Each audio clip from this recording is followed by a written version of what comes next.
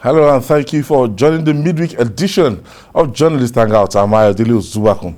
Today on the program, National Judicial Council (NJC) says probe of 3 judges for granting conflicting ex parte orders.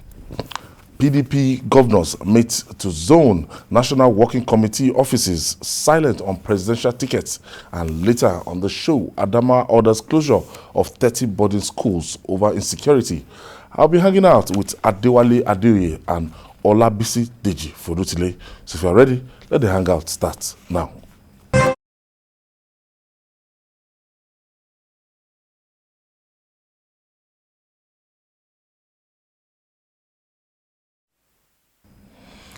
There's a saying in ethic that if you consider the length of the snake, you may not set the fire in the forest. In a swift move, the National Judicial Council (NJC) has approved the probe of 3 judges for granting conflicting ex parte orders that are considered embarrassing to the judiciary.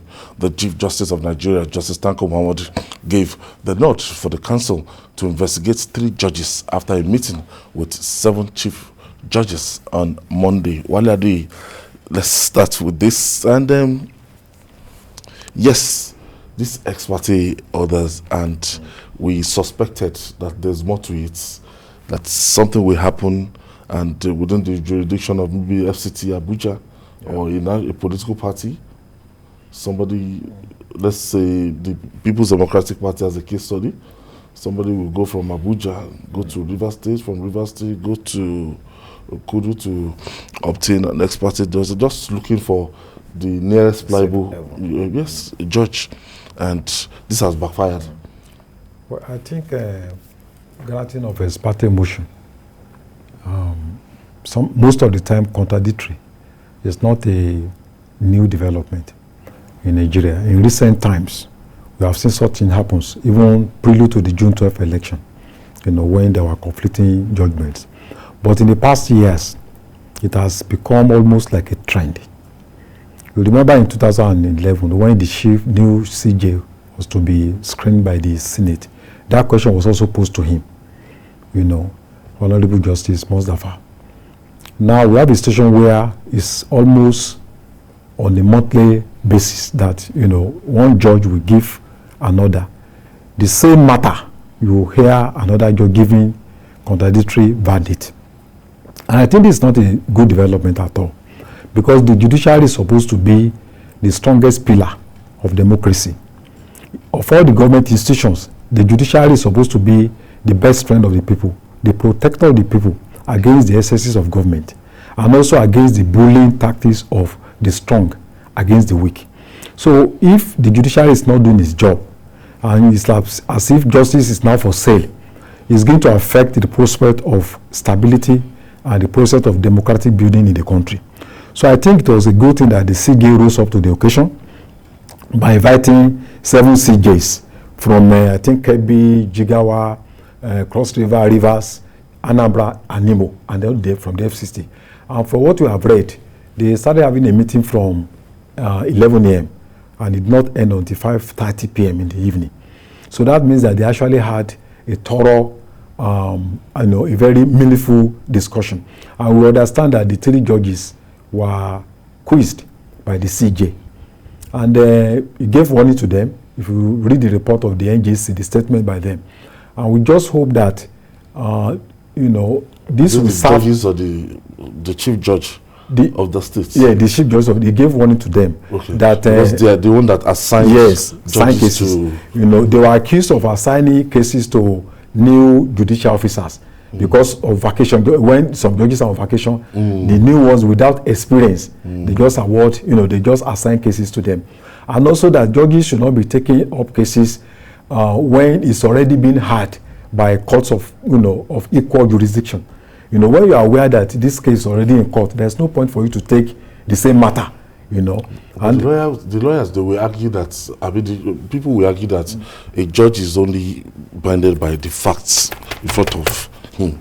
That's lead in front of him, not newspaper reports. Yes. Not what you are seeing in the media. But what is in front of you. Generally, there is coordination in the NJC. If the case is, you have a case in court in Abuja, The judge in we don't have the technology yet. No, most of the time, we don't, because Bisadei, when there's a Supreme Court judgment today, and the Supreme Court is saying, the lawyers are telling you that, okay, they are waiting for, the copies of the judgment. Look at the case before it could circulate. Look at the case of Amosu and Benga Daniel in 2005, and there was a judgment that I think Yadike, one of the people that came to provide evidence, one court ruled that he is not an expert to inspect electoral materials. They say it was all over everywhere. The same court ruled in the case of Adegbeshola and Olagunsoye Oyinlola that he is an expert, that he can inspect electoral materials. So you see that even cases that are well celebrated, people still go to court to challenge. To go to court and also try to, to twist judgment. So it's not as if that they are not aware. I think what we are saying is that two things: political interference, and then corruption. Those are the two major things that I think is affecting the issue at the point in time. The Independent National Electoral Commission, through Festus Okoye, had to really voice out their frustration, because politicians went to courts as a way, instead of losing out totally, instead of accepting their fate in the internal democracy within the party, they will always find a reason to run to these courts. And when they run to these courts, they get relief through this ex parte order. And this ex parte order does not require, it's a kind of order you get that does not require the other party to be aware. So you can just get it and just take action on something that's, it's very, very urgent. Actually, that's the problem. Something that is put in place to ensure speedy delivery of justice, and to ensure that everybody gets justice. That is what politicians are now using to frustrate the dispensation of justice in the system. And that is actually the problem, and that is why what the CJN has done is commendable. Because if you look at it, is the most senior judicial officer in the country as of today. And before he summoned the judges, he did say that it was a huge embarrassment the way judges go about issuing conflicting orders. Be that as it may, it is not strange in our democratic structure. In fact, if you look at the issue of ex parte motions, it's something that politicians or whoever likes has converted to a way of bulldozing the other party. Those who probably, because you don't really need to file a proper court process before you get it. So you can easily go to the court and tell the court that this is what is happening, and the court just issues it. So the onus actually is on the court, is on the judiciary, to hold on to his own and ensure that justice is served for the good of the society, for the good of humanity, and not just for politicians or whoever is able to give them money or out of corruption. Imagine, a lot of things happen here. There was a time that a whole convocation of a university was suspended because of an ex parte motion. Imagine over thousands of graduates were prevented from graduating. Yes, because somebody goes to court and obtains an ex parte motion. So these kind of things, they are things that we really need to look into and to correct. And I think it has always been a problem. Former CJN Onoge complained about it. The Chief Judge of Federal High Court Abuja also complained about it at the time, and he actually in 2018 he actually ordered judges in his jurisdiction not to grant any ex parte motion to politicians, because during political era it's something that politicians easily make use of just to scuttle the will of justice. And what the CJN has done is very commendable. Well, look at the fate of even people that are going to participate in the November 6th election now. As that now, no party can just, because some of them, they're still having cases and cases, litigation, you know, the Supreme Court, it could get to Supreme Court before that night of November. And it never used to be like this, that people will always run to court to scuttle whatever is happening, the internal destiny of the party. The courts needs to know that they have a very important role to play in stabilizing democracy. And this idea of granting all sorts of orders just to please certain politicians is going to have long impact, you know, on the future of democracy in Nigeria. And it's going to affect a lot of things, you know, because justice should not become a commodity that people can just go and purchase with their money. And you know, what we are saying, what the CJN has done, we really want to see practical steps. We want to see what is going to happen to those judges that have been indicted. You know, we want to know their names. We want to know what kind of punishment. Because even though they are judges, I don't think they were really indicted as in for more investigation. Yeah, but for more investigation, but yes. We are very anxious to know the outcome of this investigation. Yes. Okay. Because the CJN has given us hope. We really want to know what will be the outcome, and what if there's need for suspension or any kind of punishment. We need to monitor and see the outcome. So we will not like to see a situation where it will be swept under the carpet. Okay. So we are all watching to see what will come out of the case. Any judges, would this serve? Do you see this serving as a lesson? Because it has always been like this. After another season, election cycle season, even when it gets closer to 2023, you will still see enough of these ex parte injunctions. Well, it's good that the CJN has actually spoken to judges across the federation, asking them to guide and give proper direction to judges in their jurisdiction. Yes, chief judges. Chief judges in their jurisdiction. And he has also told them that they should also be conversant with the happenings in the political space, so that we don't have the kind of situation that you pointed out, that they will say that they were not aware that certain judgments have been issued or the other. So as judges, they should be conversant with the political happenings, and they should also, I think it's an individual decision that they need to take, just to make a decision that they want to ensure that justice is done, and not that they help certain individuals to have or accomplish their selfish ends. I think that is the most important thing, because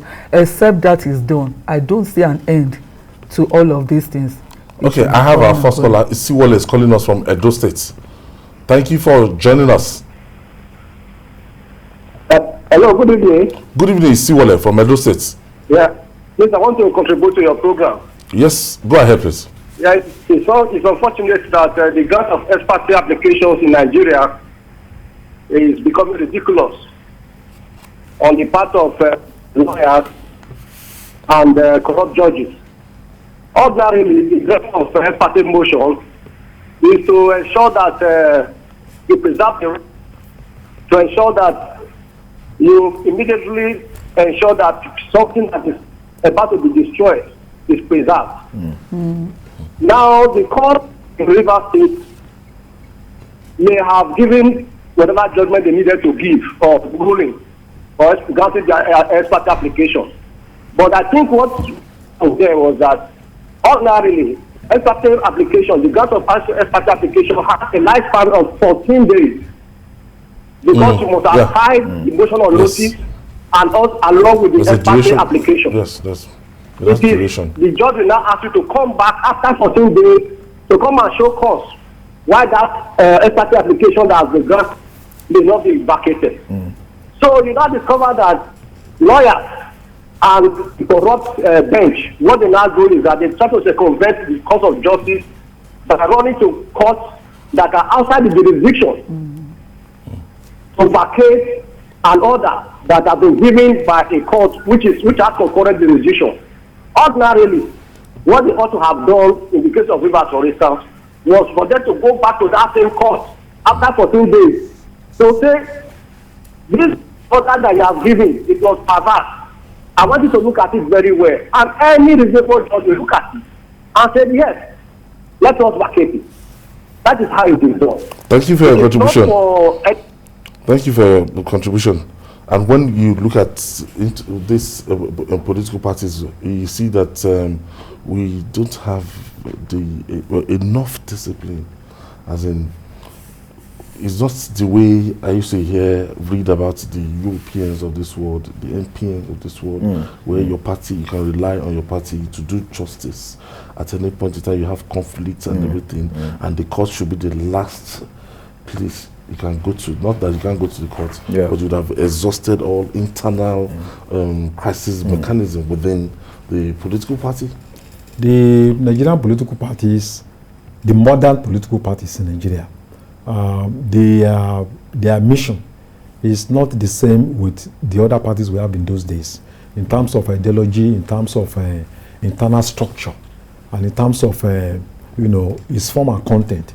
There are historical factors responsible, because we had so many years of military rule, so the political parties could not be allowed to be developed. Or like in other countries, for instance, in UK, the Labour Party was formed in the 1900s. So you could see more than 100 years of internal, of developing the party, And then the US, the Indian National Congress was formed in 1885. And consistently there have been a kind of engagement in politics, so they were able to develop over the years. The oldest party in Nigeria is PRP, 1978. So we have the one for Buhari, Musa and others. So these parties have not been able to have the opportunity to actually develop. So when we are talking about building internal mechanism, it's not there. Then the other thing is that if you look at the political parties in the past, take the UPN for instance, or Action Group, they had what they call the summer school. They train their members, they give them orientation, they organize workshops in terms of how to build the party. But the parties we have today are just about elections. You don't hear of, for instance, in Lagos, you don't hear of PDP, the 4 years only after election. 6 months to the election, you start hearing. So the mission is just about capturing power. It's not about building internal democracy. And that's what is affecting them. That's why they cannot resolve most of the internal contradictions that they have. Peter is calling us from Oyo State. Good evening, sir. Good evening, Peter. Yes, sir. We are looking at the judiciary. The system, the entire system is faulty. If you look at even how the CJN came into power, that it's not the fault of the judges. Even the CJN is not in the first place supposed to be there. It's a faulty system. So the judges, when you see your father doing the wrong thing, and your father don't feel that he is doing a wrong thing, then the child will copy from him. So we should blame the entire system. The entire system is rotten. Thank you, sir. Thank you for your contribution, Peter. Busy? Yeah, the entire system is rotten, but we cannot continue to just believe that it is rotten. And that is why at a point in time, somebody needs to stand up to ensure that the right thing is done. Yeah, and that is why what the CJN has done in this particular case is right. However, we cannot just look at what he has done and think that it is enough. You see, because you cannot say that you have called some people to order. If you don't punish them, where is the deterrent? It is not enough to just call people and warn them. That is, anybody can give any warning. But we need to see what is being done so that others can learn from whatever punishment is meted out to these ones. So it is not just enough for the CJN to warn them. I'm thinking that we should go beyond that so that we can, going forward, we can begin to see better things in our system. I want us to look at the NJC because before now, NJC, that apex body, they've had to sanction some judges and they've had to retire some judges and recommended the dismissal of some judges. If you remember, during the abduction of former the Minister of Health now, Dr. Chris Ngige, You know, if you remember the likes of Justice Stalin Naji and Justice Wilson Igbo, that's the NJC actually, you know, sat on their matter as at that time. And you look at the last time the NJC had punished a hearing judge and the petition required the process and everything. Do you see the NJC has been effective not to actually whip these judges to line and the Nigerian Bar Association? From what is going on in the country, even though the NJC has, you know, taken some steps, the NJC still need to do more, you know, because we are all aware that the judiciary is not immune from corruption. We are aware that judges are, you know, they take bribe. We are aware it's an open secret. And we are also aware that not enough has been done to sanction hearing judges. So the agency needs to do a lot. And also it also comes to the point of judicial autonomy, especially in the states. Because the process of appointing the CJ of a state, if it is politicized, you know, you are going to have a lot of problems. When state governors have to decide who becomes, you know, the chief justice of the state. So it's a very complex thing, but the judiciary should know that it has a very, very important role to play in sanitizing the society. And once it fails to do that, you know, then we are all in trouble. Your final take on this, moving forward? They should just try to uphold the highest tradition of ethics in their profession. Because it's, you know, I mentioned it the other time that it's an individual decision. It's an individual thing. They should just try as much as possible to continue to uphold the highest tradition and ethics of their profession, so in the dispensation of justice, so that courts do not serve as bulldozers to grant judgments or to people that have the highest bidder, so to say. So, all right.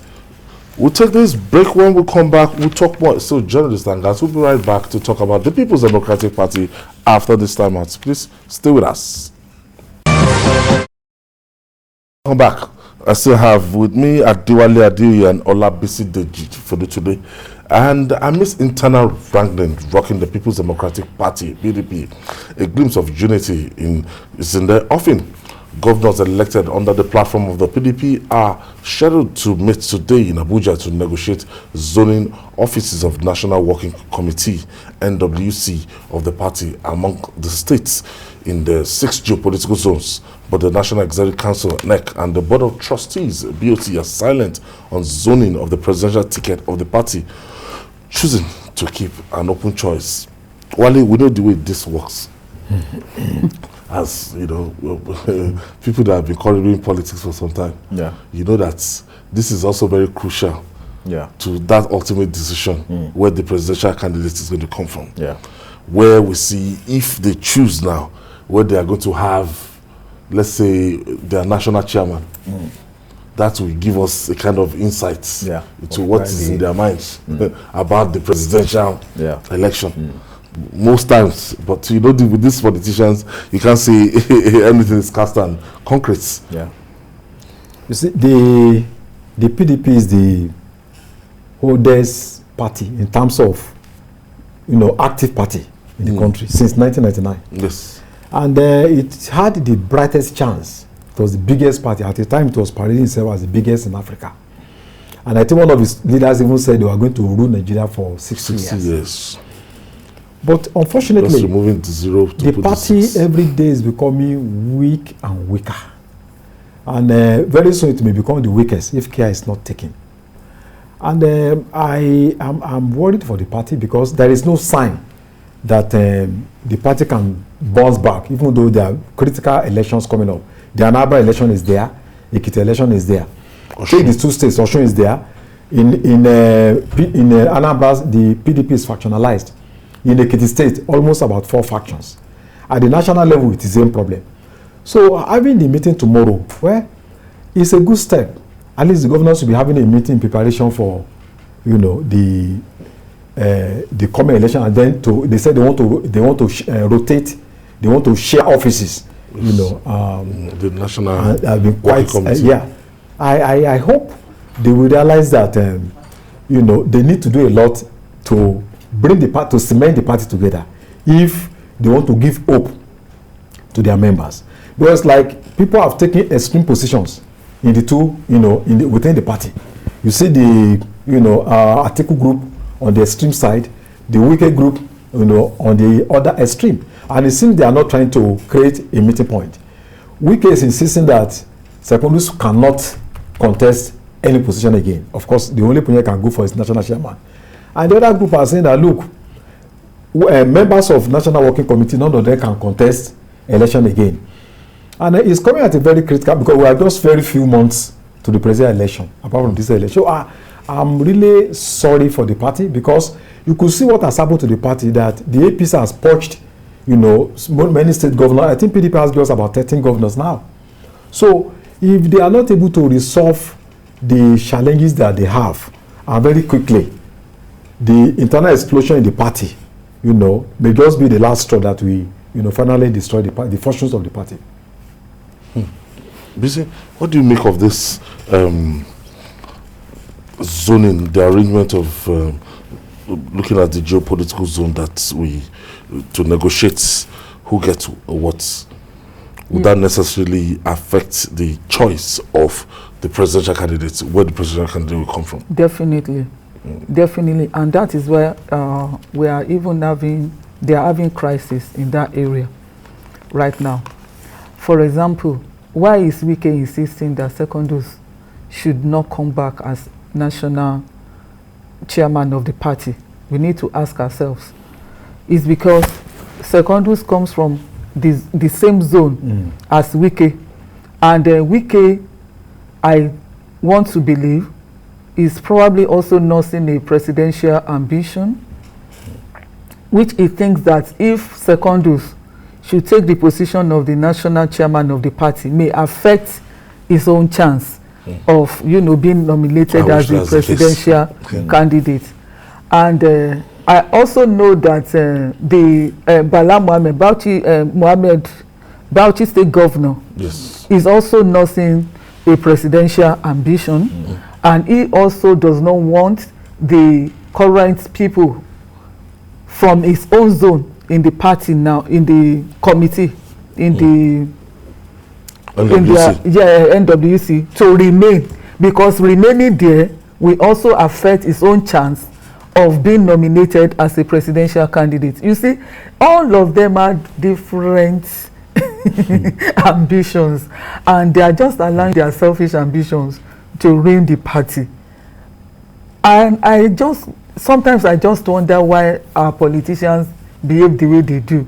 Because by the time you bring all your ambitions together and you ruin a party, how do you even now move? How do you now achieve the ambition that you really want to achieve? Because you need the party to even get whatever you think you want, and which is the reason why there should be compromise from time to time. But definitely the problem with PDP is about who becomes the next president of Nigeria. That is why we are seeing all the things we are seeing. Well, a lot of people will tell you that the real problem with PDP is that since 1999, there's always been this de facto leader, which is the sitting, president. If, like, during the time of Olusegun Obasanjo, he calls the shots. Forget who is in the party, is the national chairman. He wants you there, he wants you, doesn't want you, he takes you off, and the party policy and everything. So there was the kind of direction. So they didn't have this kind of the character like Wikis could not actually hold the party in the jugular. Yes, I think in a sense it is true, because when President Obasanjo was there, we may not have had very strong political institution, but there was a strong individual. Naturally, this is the consequence of when you have a strong individual but you don't have a strong institution. With the tactical withdrawal of former President Obasanjo, the party, as the structures have almost collapsed. And I think what is keeping on APC in a way is the fact that there is a rallying figure. At least the president is still seen, as the pillar of the party, the person that can, charismatically lead the party into the next face of the struggle. But in PDP, there is no rallying figure. Former President Jonathan is supposed to play that role. He's not been doing that. He's bogged down by so many things, and also the diplomatic status that has assumed, as given to him by the federal government. So he's not coming up as somebody who can actually lead the party. The same thing with Atiku. Going by recent circulation. Yes, so you see the even APC, they've gone ahead to even woo the former president. Of that course. He has made up his mind on what to actually do. Nobody in PDP with a national appeal, with a moral authority that can give instructions that everybody can. What you are seeing is building of cartels, regional cartels, state cartels, without any rallying point. And I think that is going to affect them. Atiku, that is also supposed to play that role, is bogged down by his ambition that he wants to be the. So the party needs somebody who is not driven by personal ambition, that people can listen to him, not on the basis of what he, what he wants to, what he actually wants for himself. That is lacking in that party. And I think for a very long time, it's going to affect the party. Look at the PDP, the chairman of the PDP Governors Forum, Tambuwa. He's still a sitting governor, and he also has political ambition. So they need a role model that can play the role of a patron that people can respect. And for now, that is lacking, and it's to a very large extent to affect the future of the party. Ola is calling us from Lagos. Good evening, sir. Good evening, Ola. Thank you for joining us. No, well done, sir. Firstly, I would like to talk about the judicial settings of Nigeria. There is a saying in law. It says, precise justice corrects law. Like, do justice even if heaven falls. It's really, really wonderful and worrisome wherever our politicians feel they are all above the law. In a system where you find out that the politicians are the one picking the judiciary, there will always be a problem. You can't be feeding a dog and expect it to back at me who is feeding it. So most of the time, we really need to just check balance these politicians or check balance these people. If there should be a certain whereby, the judiciary could in-house select these people on their own. They are independent organizations. The law is above everybody. So in a situation whereby you throw a food to a dog and you expect it to bark at you, it's not going to happen. If someone puts you there, you're going to answer to. So it's really, really somehow whereby we find ourselves in this kind of situation. Same thing happens. Thank you for your contribution. Do you agree with Wale that is that absence of father figure or rallying point? Because we had that in Olusegun Obasanjo, and the president, the likes of President Jonathan has been very quiet. He has not been too active when it comes to partisan politics. He has even done more when it comes to this international shuttle diplomatic movements. I think PDP is still suffering from the defeats of 2015 and 2019. They've not been able to come out of their problem. Yes, need for a father figure like Obasanjo, very true. But remember that even during Obasanjo's regime, as powerful as Obasanjo was at that time, they still had their squabbles within the party. So it's not just about Obasanjo as a strong figure, which he did, and remember that during Jonathan's period, before Obasanjo even tore his cards, why did he tear his PDP card? Was it not because he thought what he was saying, that the party was not moving along with him? Was it not because he felt Jonathan was not agreeing with him on certain issues? There were a lot of political squabbles at that time now that we are also aware of. So it goes beyond a father figure. I also think that the people in that party, it is still about nothing personal ambition. It's not about national interest. Because if it is about national interest, this is not even a time for PDP to be looking at selfish motives, is the time that they should come together, because they have a very good chance of taking over power from the APC if they are able to put their house in order. But as it is, their selfishness and whatever is not even allowing them. So I think they have a major problem, and I don't see them even getting out of that problem very soon. Remember what happened in Oyo State between the governor and the former governor of Ekiti State, just over this selection of members of the NEC also for the party.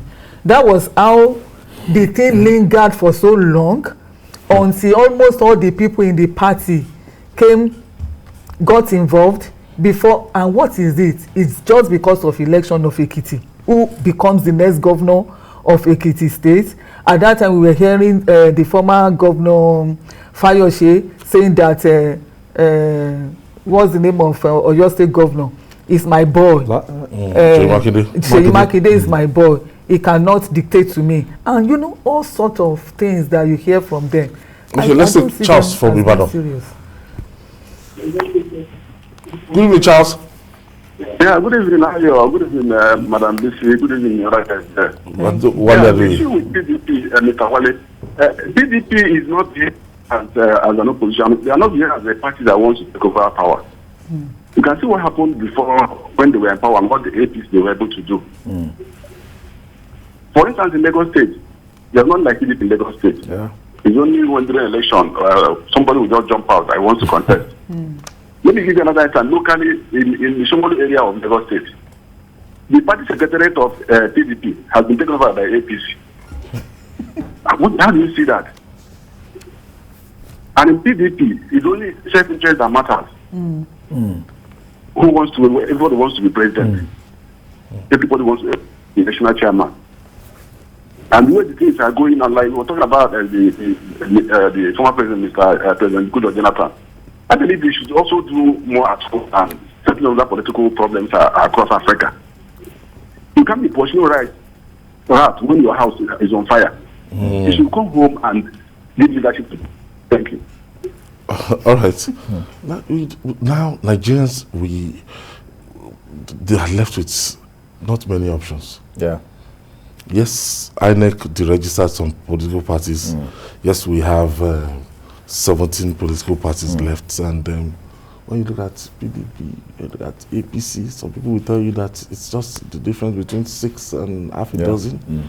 That's almost no difference. And a lot of Nigerians, they've been clamoring for this change. And youth even came out and they've been talking about this change. But they buckled.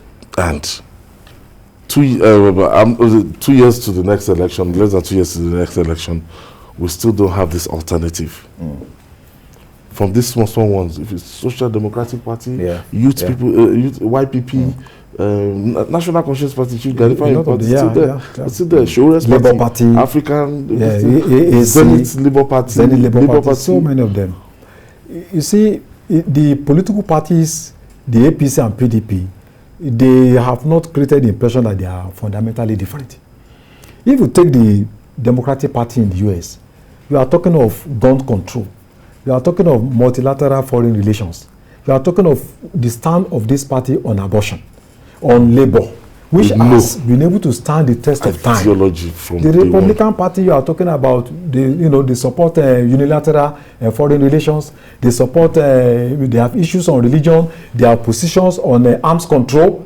That and they don't, their position on labor, is and free market economy.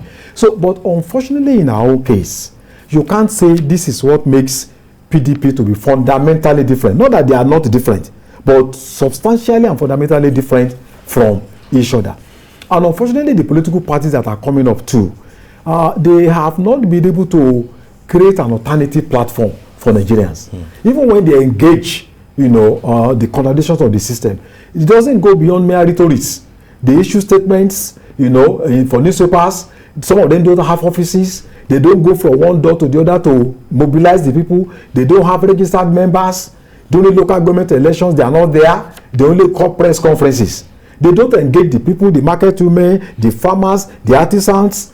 And so it's, I can predict in that the next election is still going to be a race between PDP and the APC. If there is going to be an alternative platform, it's going to be, ship off these two political. Maybe some people will leave APC and then some people will take APC and then they form an alternative party. But in terms of really having a party that is driven by the interest of the people, providing an alternative for the people, is not there. And this should not be a surprise. What Nigerians are doing in terms of response is to afraid to go out to vote. That's why you see declining population of voters. But I don't think that is the best way to respond. To the situation on the ground. You see. Do you flow with this same line of thought that in 2023 we might not have any upsets? It might just be the same the same. It's going to be the same APC, PDP, or the third force, which will be a combination of people from PDP and APC, the disgruntled, let me use that word, disgruntled ones from both parties coming together to probably form another. And get some few seats. Well, it depends on who they are and how powerful they are. We all remember what happened in 2015, because those who came together were very powerful enough to actually take over government. So it depends on how powerful they are. But I don't even see much of that happening. Nigerian politicians, they know what they are doing. It's like the country is for them and they are just playing their game. And finally, a wise man once said, to ease the consistent pain of sweeping your house, then reduce the number of visitors. In a bid to nip in the bud the continuous security challenges in Adamawa State, especially banditry and kidnapping of students, the governor has ordered the closure of boarding facilities in 30 junior secondary schools out of 34 in the states. The State Commissioner for Education and Human Capital Development, Wibina Jackson, said the order takes effect from the 6th of September until further notice. That's all is not well. It's not safe out there to still maintain the boarding facility. If I even had my children there, I would have taken them away before now, because the security situation in the Northeast particularly is not chilling at all. I can see a determined state governor that is genuinely interested in curbing banditry, terrorism, but is limited by so many factors, and is forced to take decisions just for the sake, sometimes based on impulse, just to say, look, let's do this. Maybe it's going to work. Zamfara State is becoming more almost a state of asymmetric war going on almost every day since 2016. You remember that this year alone, a community, 60 villagers were abducted. In July, 13 police officers were killed. Just last week, they attacked a community, a government school, and took away, some are saying 73, some are saying 43, some are saying 100. And unfortunately, some of these people that were taken away, some of them are toddlers. 2 years, 4 years. How would a child of 14 years, of 2-3 years be kept at gunpoint in a bush? What would those children eat? Well, how would they feel? The best they can do is to be crying from morning to night. So, Zamfara is in a very terrible situation, and I think what the governor did is a good mayor, but it's short. It's not sustainable. It's not sustainable. Yes, you have closed down. You impose curfew out of 15 local governments. You have imposed curfew in about 13. So that's almost about more than 85%. Economy activity, everything. People cannot. So their freedom of association, freedom of movement, to even go to farms, to even hurt the state economy. So it's a big problem, and I'm really worried about the future of that state. Not just that state alone. Most of the states in the Northwest. The question we then ask is that, okay, you've closed down the schools. How long are we going to close down the schools? Then are we going to close down those communities that these bandits invade? and then kidnap people, kidnap women, kidnap pregnant women, old women, physically challenged, are being taken away by bandits and terrorists. So I think the state is in a mess, and it needs the support of all of us, because threat to stability anywhere is a threat to prosperity everywhere. It's our problem. It's not just the problem of Zamfara alone. We need to rally around whatever little thing we can do to save the situation in Zamfara State. Because when you look at it, some people will say that education up north is something that's still growing, that the disadvantage has always been there. Right now that we have this situation, that this is very, very sad. That people they are encouraging before, right now, you now have, the enthusiasm and everything almost killed. That's the unfortunate aspect of it. But I think what Adamawa state government did is the right step. Because it's not as if the children are not going to go to school. The government only closed boarding schools. They will be going to nearest day schools to their localities, which is very important. At least I still see that step as being proactive. The governor was actually proactive, because you never can tell what can happen to those children in boarding schools. They are not safe there. So it's good that they are told. But back to your point, it's unfortunate that this is happening. Because where are those children in boarding schools in the first instance? Many of them, as day students, they follow their parents to farms. They follow their parents to do so many things, and which hinder them from actually going to school or pursuing their studies. Now that they are back home, what do we expect to see? And it is not even about Adamawa. He spoke a lot about Zamfara. Do you know that there is a report in the papers today that bandits have taken over classrooms in Zamfara State? In fact, they say that they go to schools, the other headmasters, even the day schools, the so-called day schools, they tell headmasters to vacate, that they want to use their place. And the headmasters, they even obey them more than they do the government. They quickly tell the children to go back home. So that Adamawa State even shut down boarding schools, and he's saying that people should go to day schools, does not guarantee. Okay. I think TVC calling us from Lagos. Yes, BC is the one calling from Lagos. Good evening. Good evening, BC. Okay. Thank you. You are well done for the good work you people are doing over there. Thank you, BC. How is my brother there, Jide? BK, he stepped out. We'll be back tomorrow. Okay. You are doing a wonderful job. Thank you. I quite appreciate it. I've not been fortunate to get across to you for quite a long time now. Oh, so congratulations. Yes. The question I want to ask. Hello? Yes, you're on. This banditry, have they not captured any of them in that Zamfara state? If they have been captured, what are the measures taken to verify from which state or from which part of the country they are from? Oh. Hello, Ayo.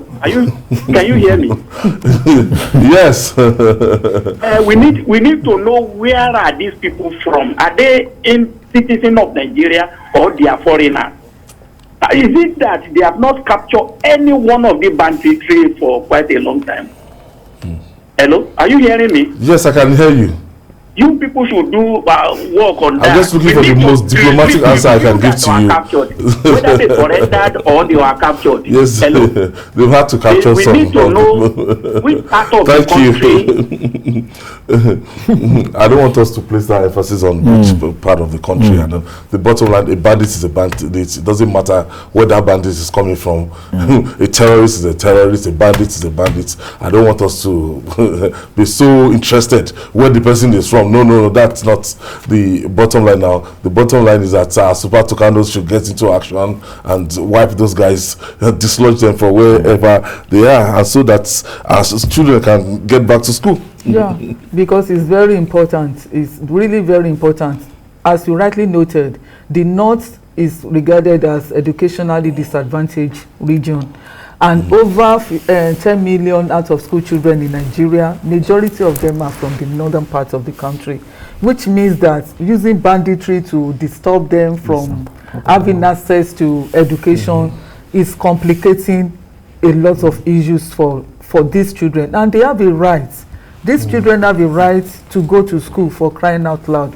So we need to, it's very important for us to do whatever we can do to ensure that they are kept in schools, but at the same time, safely too. It's better for them to be alive than for them to be in school and end up in forest with bandits. Yes, Wale Adeyi just pointed the fact that this state is particularly Zamfara state, not Adamawa state. For a long time now, Adamawa, there's this level of stability, as in a peace in Adamawa state, except for the area of Mobi and some other remote areas of Adamawa State, but this is Zamfara, and Zamfara is the worst hit. So it's going to be no parents will even want their children to go to school, not to talk of even boarding school, to step out to go to school right now. It's very unfortunate, especially in places where there is naturally high dropout rates among the And Zamfara is one of them. In fact, for Unity colleges, the cutoff for Zamfara is 2. Yes. To show you how bad. 2. So it's 2 how? 2 over 300 for them to gain admission to Unity colleges. To show you how bad the state of education. 1-2. Yes, over 300. They only need to score 2 over 300 to gain admission to Unity colleges. To show you how bad the state of education is in that state. So it's a very serious situation. You see, I'll check that out. Please do. I can tell you authoritatively, and I will. I tell you, I will. You can Google it. I will even send the statistics to you today. Yeah. Is that bad? So it means a lot of people will not have interest in going to education any longer. So it's quite unfortunate that this kind of thing is happening. And we have seen efforts by the government. In 2018, they set up what they call the Ramikia, the Air Force. They also set up what they call Sharandaji, Operation Sharandaji, Operation this and that. But nothing is happening.